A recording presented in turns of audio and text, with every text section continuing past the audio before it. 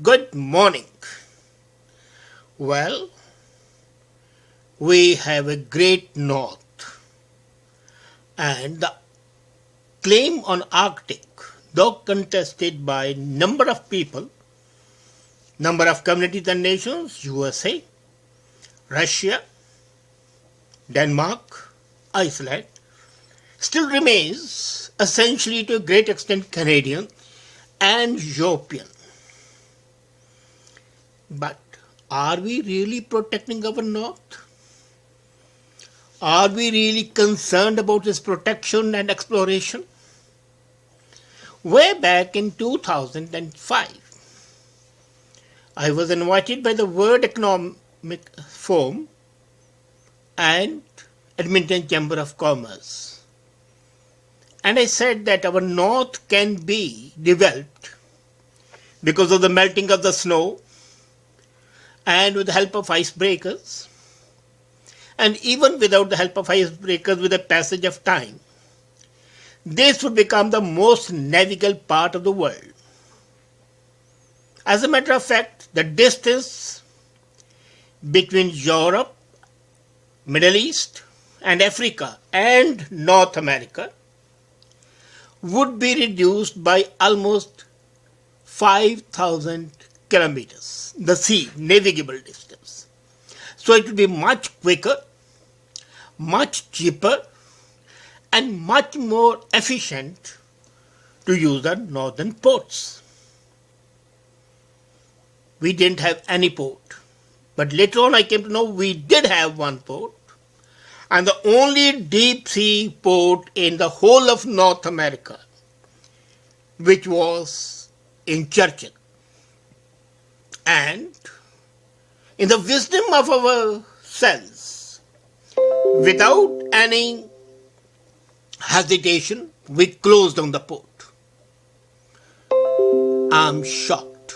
Now there are two things. Why we closed down and who is going to replace? We know that nature hates vacuum.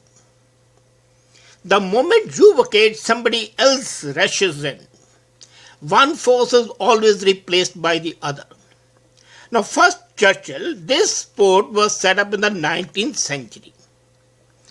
And it was a major port of export of furs, sealskins, and other things. In spite of the fact that at that time the ice was very tough, much thicker than it is now, people still used it. We had icebreakers there. We had naval base there. We had a remote sensing radar there. And we had a rocket launcher there, rocket base. Slowly and steadily, all these things vanished. If you visit Churchill today, you would find for hundreds of miles around the port, the former port, nothing but shrub, forests, and ice, and maybe a couple of rotting tugboats. If I look at the history, we had a great fort there, Prince of William Fort, which we abandoned in 1780. And we abandoned that time because we never thought that we are going to use it. And then the process of abandoning started. Churchill sold the port of Darwin to an American company, Omnitrax. And when Omnitrax bought it, they developed the port so much that the exports developed manifold. Unfortunately, then in 1968, Canada closed the naval base, removed the ships. The rocket launch range was decommissioned in 1985, thereby making the port unviable. And then the radar was also dismantled 1970. So the process started, and in 2016, this year, in the month of July, just a month back, the port was given an official burial. I remember that Harper used to say North is our strength, and he used to go to North. He had special desire to develop North. Prime Minister Justin Trudeau, when he took office, listed 750 priorities. In that, North was mentioned twice. So that shows where North is. Anyway, that is for the government to decide what the priorities should be. My concern is A, that this place can be developed like Dubai of the North. This can be a major trading post as the time passes. And from here, making exports would not only be easier, but much more beneficial, less in freight, easy navigability, less place to travel, less fuel costs, less pollution. What more do you want? But then they say, man proposes, God disposes. Here sensible persons propose, and some not so sensible persons sitting at the top dispose.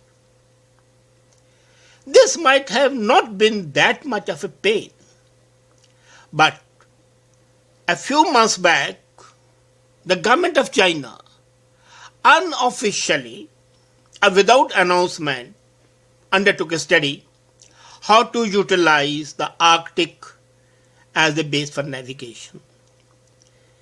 Now, let's see, this is an interloper. China has no connection with Arctic. Russia, yes. China, no. But they want to use it because they are aware that if they use Arctic as a navigation, they save 6,000 kilometers of navigation. 6,000 kilometers means about 4 days or 5 days for the sea travel. It's extremely good for the perishable products that they are going to export.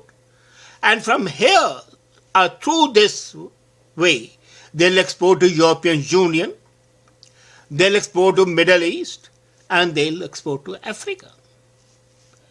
Instead of going all the way to Pacific, to or via Mediterranean, or via Indian Ocean, they'll simply go to Arctic, from Arctic to Mediterranean, and then to Africa. And Mediterranean, they cater to whole of Europe, and also Tunisia and other parts of Africa. They are on the tip of the North Africa. Now, this is exactly what Canada should have been doing. But no, they abdicated.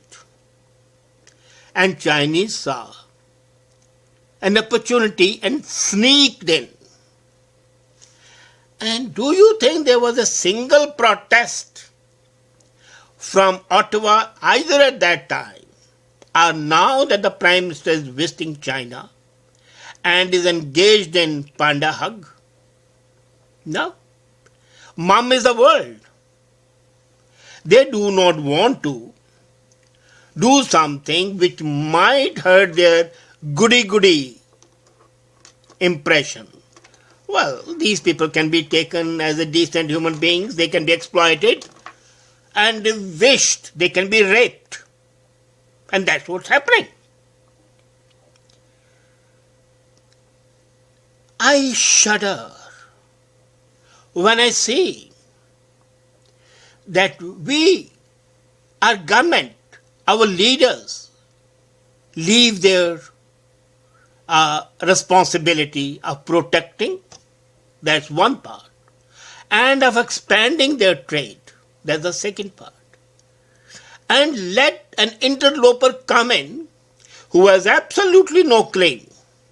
Now, another interesting thing is that China, when the study was completed, did not even mention that the way they are likely to use is under the jurisdiction of Canada.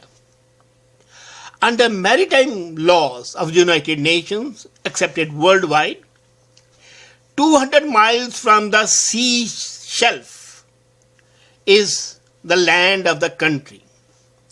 Now, sea shelf in Arctic is not immediately at the land's end.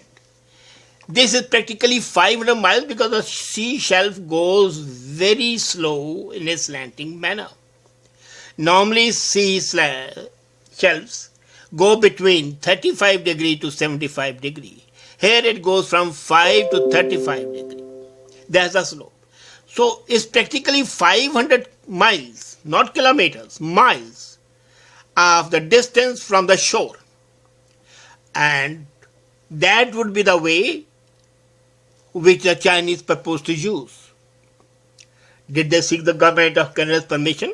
No, because they have not mentioned a single word about the sovereignty of Canada on that land. Is that not playing ducks and drakes with our sovereignty? It is. Is it not taking Canada for granted? It is. Has the government of Canada raised a certain objection or lodged a diplomatic protest? No. Are they keeping quiet? Yes, they have gone deaf mute. At the most, the minimum requirement would be to take up the reconstruction, put a couple of icebreakers, put a destroyer, put a frigate, reinstall the radar, and reinstall the remote sensing. You can use it for climatic control, you can use it for navigation purposes, you can use it for trade purposes, you can use it to defend your country. But developing one port and as a matter of fact abandoning your established port. Look at India. When I had discussions last time with the then Prime Minister Rajiv, he accepted my suggestion and it was decided to develop mini ports and major ports. And a string of 23 mini ports was identified. And my note given at that time has been acted by Prime Minister Modi now. And the largest deep sea port is being built there at the cost of $23 billion. Now here we had a deep water port. And deep water ports are very important for navigation purposes.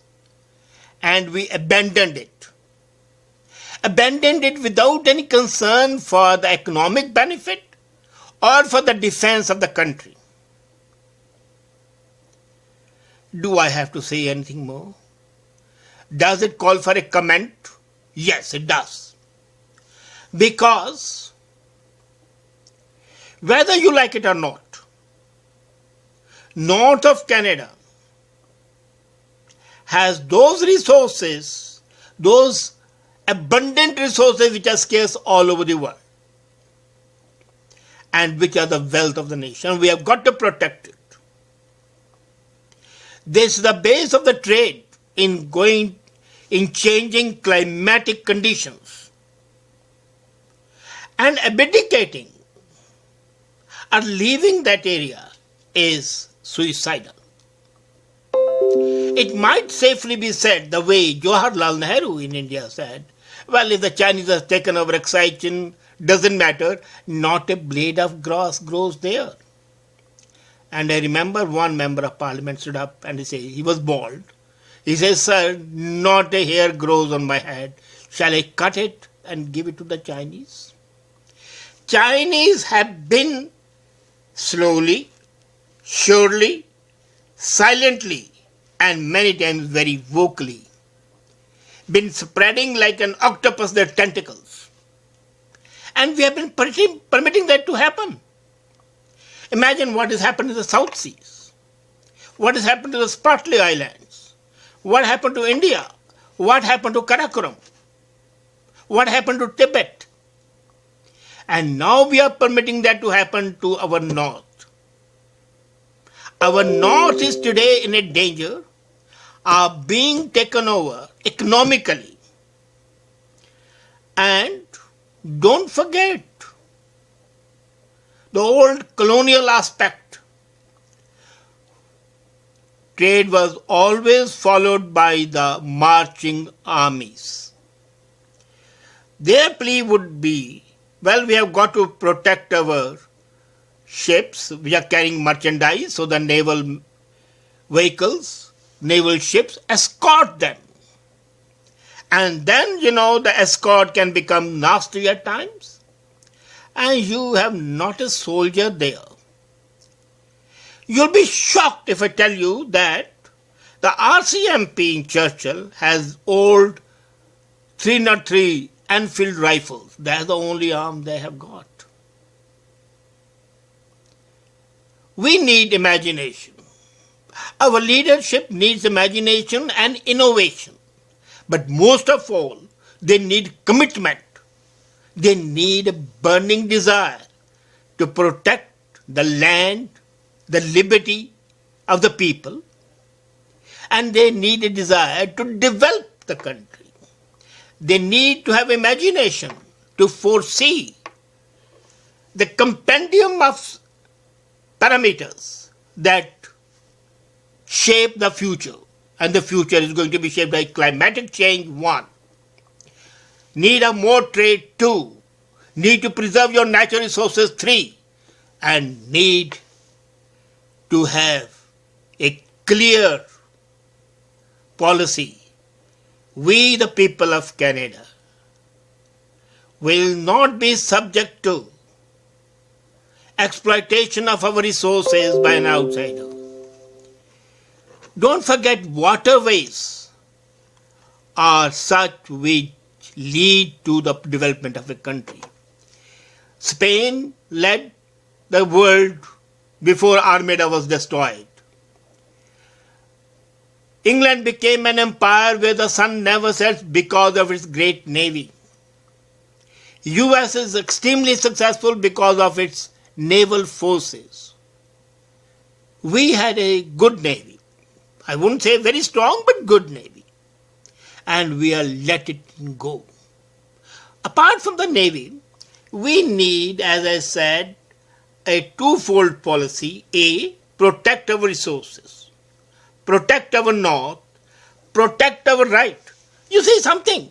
You have this. You can permit the Chinese to use it. I'm not saying don't give it.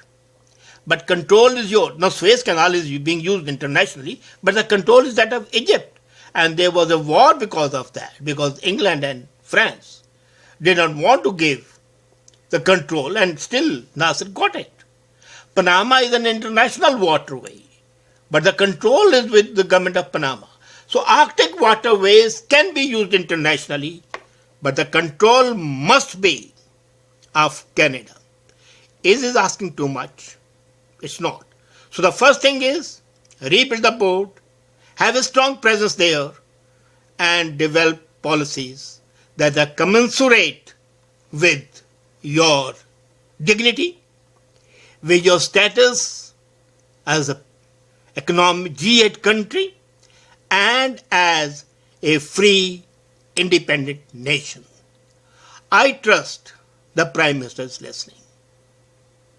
Good day to you.